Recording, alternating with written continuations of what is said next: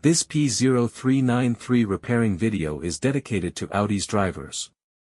If your Audi is getting a P0393 error code, this video is going to show you two practical solutions to fix the error code at home.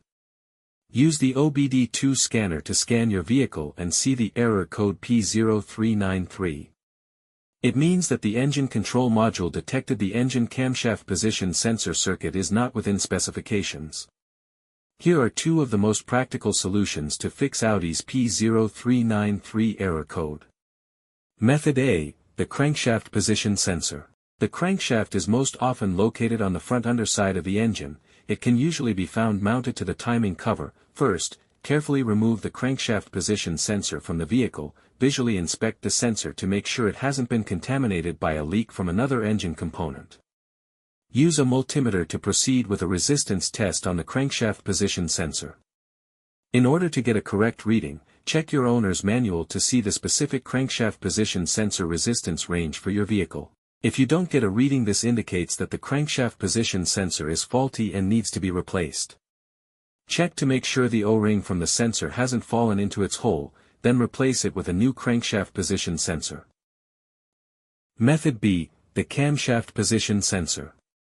The camshaft position sensor is located in the valve cover near the top of the engine, or it can be located at the front or rear of the cylinder head. First, carefully remove the camshaft position sensor from the vehicle. Visually inspect the sensor to make sure it hasn't been contaminated by a leak from another engine component.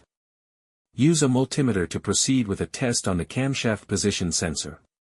In order to get a correct reading, check your owner's manual to see the specific camshaft position sensor resistance range for your vehicle. If you do not get a reading, this indicates that the camshaft position sensor is faulty and needs to be replaced.